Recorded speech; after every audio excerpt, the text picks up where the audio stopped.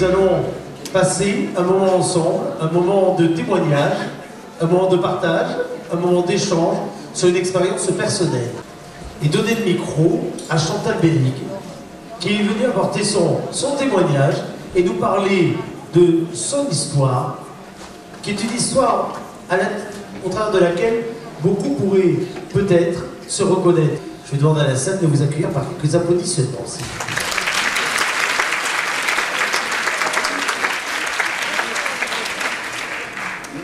Bonjour, je m'appelle Chantal Bénig.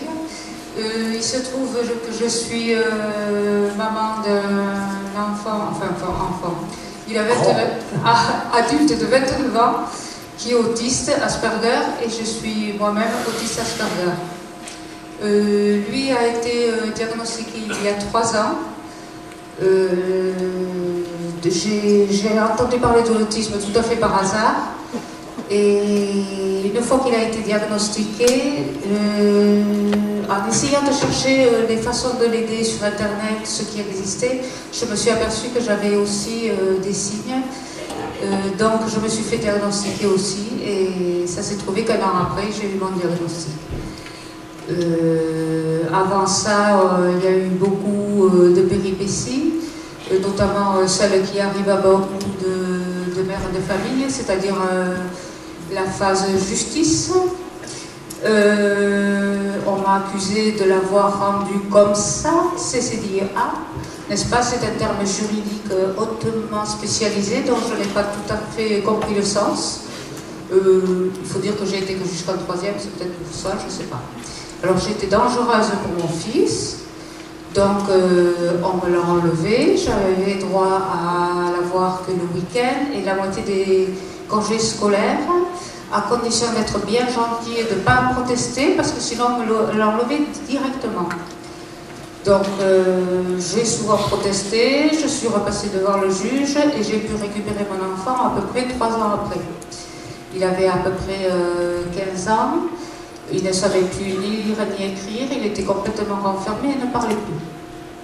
Je l'ai mis par force, disons, dans un établissement spécialisé, en fait au CESIP, au château d'Oulouaga, pour ceux qui connaissent. Là, ils me l'ont bien remis d'aplomb, ils s'en sont bien occupés. Il a fait un apprentissage, il a eu son CAP de carrossier, il a passé son permis de conduire, il a été reconnu handicapé mais sans nom de handicap dessus. Et plus tard, il a passé de lui-même son permis moto. Donc il s'en sort pas si mal que ça. De ce fait, avec toutes ces péripéties, moi j'ai fait une grosse dépression. Avec maximum de médicaments, comme d'habitude, des psychologues, psychiatres. Bon, finalement, comme j'avais affaire à des hommes et comme je suis assez féministe, j'ai eu l'esprit de contrariété, donc j'ai commencé par diminuer mes antidépresseurs, malgré leur avis. Et puis je m'en suis passée. Et au bout de 9 ans, je me suis passée aussi des psys. Donc voilà. Et c'est après ça.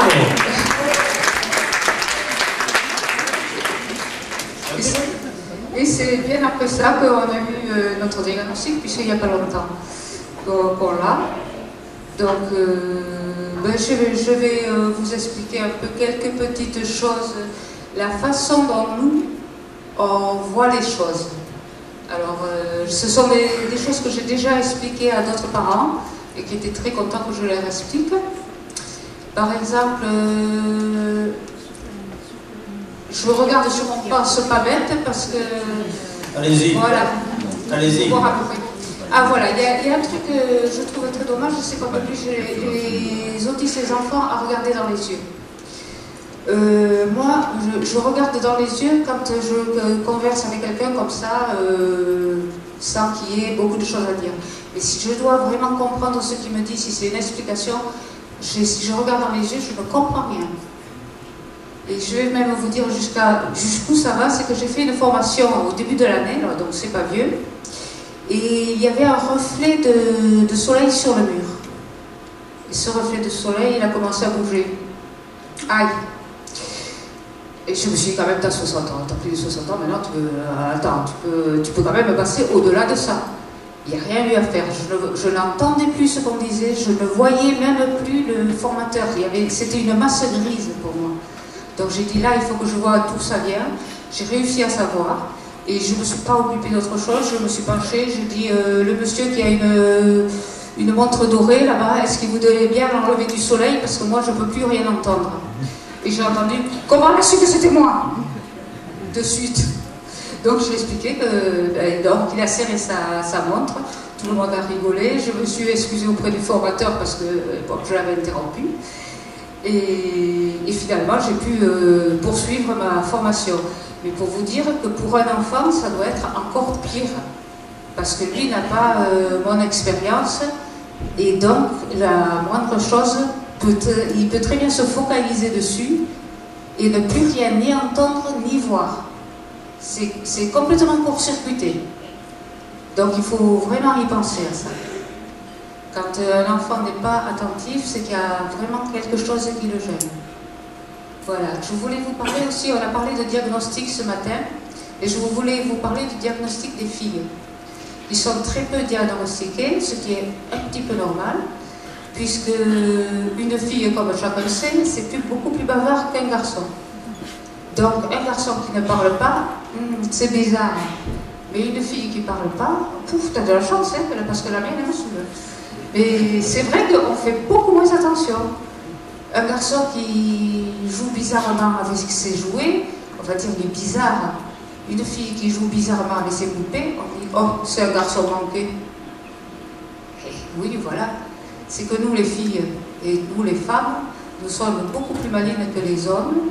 Et il y a belle lurette que nous avons appris à essayer de louvoyer, de faire semblant d'eux, etc., etc. Parce que ça fait des siècles qu'on est, disons, un peu trop mis en bas de l'échelle sociale. Donc on a trouvé d'autres trucs. Et les filles autistes aussi. Voilà. Alors, il y a autre chose aussi, par rapport au diagnostic, je voulais aussi signaler par rapport au diagnostic des adultes. C'est très, très, très important. Pour une bonne chose à laquelle personne ne pense, c'est ce qu'on appellerait les victimes collatérales, c'est-à-dire les enfants non autistes, de parents autistes qui ne se savent pas autistes. C'est abominable, je le sais, puisque avant d'avoir mon fils, j'ai eu une fille. Une fille qui avait 14 ans au moment de la naissance de son frère, qui aurait maintenant plus de 40 ans, malheureusement, elle est décédée, ça fait déjà un moment. Et que moi, personnellement, je n'ai jamais compris. Et je ne peux pas dire que je ne l'ai pas aimée, je l'ai aimée, mais je ne l'ai jamais aidée parce que je ne la comprenais pas. Quand elle était gamine, j'en venais jusqu'à demander au docteur de me donner un médicament pour cette gamine qui était tout le temps en train de parler de copines. C'était une chose que je ne comprenais pas. Les copines par-ci, les copines par-là, et vas-y donc, moi, c'était quelque chose que je ne savais pas. Donc je trouvais que ma fille était, elle, handicapée. Donc elle a été élevée comme ça, et non seulement ça, mais elle a été brimée aussi à l'école, parce que je me souviens maintenant qu'elle m'a demandé, qu'elle jouait à faire semblant d'être handicapée en me disant « Tu vois maman, moi aussi je suis handicapée ». Et c'est le « moi aussi » qui m'a interpellée il n'y a pas tellement longtemps. Ça veut dire qu'à l'école, on devait lui dire « Mais qu'est-ce qu'elle a, ta mère, elle est handicapée ou quoi ?» Parce que c'est vrai que je ne me mêlais pas aux autres parents. Donc il faut faire très attention à ça. Les enfants qui ne sont pas autistes risquent d'être victimes de cette chose-là, et parce qu'il faut aussi accompagner beaucoup les parents qui sont autistes pour qu'ils puissent élever, qu'ils puissent comprendre déjà leur handicap pour pouvoir ensuite agir de manière à compenser leur handicap. Une autre chose aussi que je voulais signaler, c'est que étant donné que j'ai été diagnostiquée après 60 ans, il faut savoir que comme j'avais 60 ans passés, je n'ai pas le droit d'avoir des aides pour mon handicap. Parce qu'après 60 ans, c'est trop tard. Eh ouais. C'est comme ça en France. Alors après 20 ans, ben, comme dit mon fils, on met les autistes à la poubelle parce qu'il n'y a rien. Moi, j'ai toujours pas trouvé grand-chose pour mon fils. Et après 60 ans, ben, vous faites la queue devant le cimetière, hein, comme les autres. C'est un peu ça, quoi. Donc, voilà. Ça, c'est des petits trucs que tout le monde ne sait pas. Donc, c'est pour ça que je voulais le signaler. Ensuite, il y a quelque chose de beaucoup plus amusant que je voulais vous dire aussi, c'est je me reconnaissais, et d'ailleurs j'ai du mal même maintenant à me reconnaître sur les photos. Je ne sais pas pourquoi. Je reconnais mes vêtements, mais moi je ne me reconnais pas. Et j'ai du mal avec les miroirs. C'est très dur pour moi de me regarder dans un miroir. Et d'ailleurs, quand je vais faire ma toilette le matin, je commence par me faire des grimaces. Parce que comme ça, déjà d'emblée, ça me... Et j'ai aussi remarqué que je ferme les yeux en me lavant les dents. Et ça, c'est grâce à une maman que je le sais, parce qu'elle m'a dit, mais mon fils, c'est bizarre, quand il se lave les dents, il se met sur le côté du lavabo. Eh bien oui, mais moi, je ferme les yeux. Donc le miroir du lavabo gêne les autistes. Et il y a beaucoup de mamans maintenant qui m'ont dit qu'effectivement leur enfant aussi était gêné par le reflet du miroir, cette espèce de truc. Il faut dire que dans le miroir, déjà, on est à l'envers. C'est difficile à gérer ça.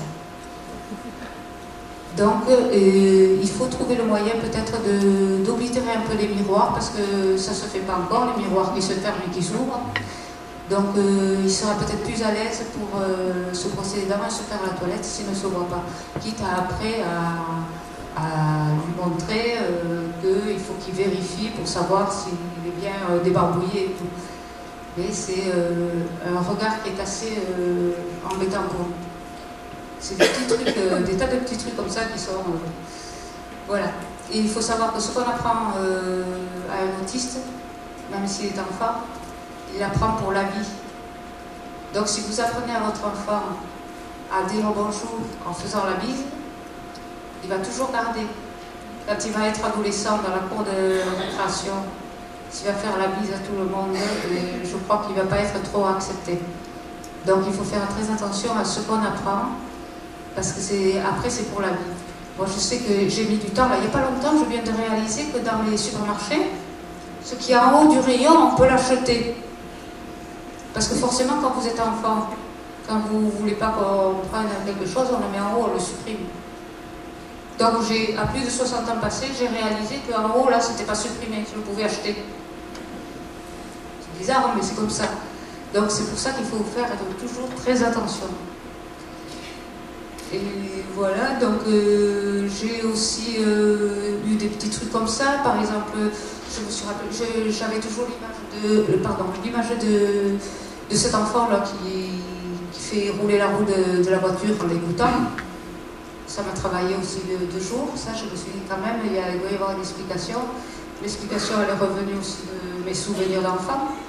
Pendant que je suis d'une famille de 7 enfants, donc on était nombreux. Et pendant que mes frères faisaient les cacous, qui sait prendre la plus belle gamelle en vélo, là, faisant les idiots, moi je mettais mon vélo à l'envers et je tournais le pédalier pour faire tourner la roue. Mais attention, il fallait qu'elle le tourne à une certaine vitesse. Et là, il y avait une musique qui se faisait qui était sublime. Mais si elle allait trop vite, ça n'allait pas. Et si elle n'allait pas assez vite non plus. C'était très frustrant. Et bien, disons que je recommençais à chaque fois jusqu'à ce que je me fasse engueuler par mes parents parce qu'ils avaient peur que les plus petits aillent mettre leurs mains dans les rayons. Ce qui était tout à fait logique aussi, qui était dangereux. Mais je vais vous dire qu'il n'y a que ce vélo-là qui faisait cette musique. J'en ai pu retrouver d'autres qui faisaient la même musique. Donc, en fait, je faisais de la recherche pure musicale. Tout a une explication. Voilà. Et ce que je voulais dire aussi, c'est que mon fils n'a jamais eu de crise. Comme j'entends que souvent, c'est vrai que mon fils, tout le monde me disait, il est très sage cet enfant. Je lui ai dit, oui, mais c'est lui qui est comme ça, c'est pas ma faute, c'est pas moi. Et maintenant je sais pourquoi, c'est parce que j'étais autiste, donc je l'ai élevé d'une façon un peu bizarre. C'est-à-dire quand il était à la maternelle, c'était sa première année de maternelle d'ailleurs, on était allé acheter des chaussures, puis il a voulu des chaussures pour les mettre à l'envers. Bon, mais on achète des chaussures plus grandes pour pas que tu aies mal aux pieds, et puis on les met à l'envers, puis on amène le gamin à la maternelle comme ça. Pourquoi pas? Il y a une loi contre? Qui a dit qu'il y avait une loi? Il n'y a pas de loi contre. Donc la maîtresse m'a dit le soir, vous avez remarqué que votre fils il a les chaussures à l'envers? J'ai dit, bah oui, mais il n'y a pas de loi contre, donc il veut le porter comme ça, pourquoi pas? On m'a dit, bah vous, au fond, vous avez raison. Et mon fils est resté des années en portant des chaussures à l'envers. Maintenant, je vous rassure, il les porte à l'endroit, mais il ne sait toujours pas lasser les chaussures. Hein. Donc il fait un double nœud, les chaussures juste qu'il puisse les enfiler, un double nœud, on coupe les lacets, c'est bon, c'est fait, c'est pour la vie. Je fais comme lui, mais moi je coupe pas les lacets, j'ose pas encore. On m'a dit qu'il fallait pas abîmer les chaussures. Toujours le truc, quand on apprend quelque chose à un enfant, ça reste. Il ne faut pas abîmer les chaussures, on n'abîme pas. Voilà. Donc il y avait encore... Je reviens d'un voyage à la Guadeloupe. Alors je n'ai pas bronzé, je ne suis pas allée sur la plage. Hein. Ça risque pas. J'étais avec Joseph Slovavec et nous devions faire des interventions. Donc on a fait des interventions. Là-bas, ça s'est super bien passé. J'ai fait des tas de choses impeccables. Seulement, il y avait Orly entre Pau et la Guadeloupe et Pointe-à-Pitre. Il y a Orly. À l'aller, je me suis perdue. Parce que toutes les explications, elles sont en haut. Et moi, quand je marche, je regarde en bas. Donc, j'ai mis du temps à... Et en plus, mon avion était en retard, donc il a fallu galoper un peu. Enfin, j'ai trouvé quand même quelqu'un pour me renseigner. J'ai vu qu'il y avait des tas de gens en jaune. J'ai cru qu'il y avait que c'était des travaux. En fait, il paraît que ce sont des gens qui sont, ça s'appelle des gilets jaunes. Ils sont là pour renseigner les voyageurs. Et moi, gilets jaunes, travaux. Je ne sais pas demander. Au retour, il y avait encore Orly. Oh, une misère. Je me suis perdue. Je n'ai pas vu de gilet jaune. Je n'ai pas vu d'uniforme non plus de compagnie. J'ai vu des uniformes, il y en avait 3, il y avait marqué douane.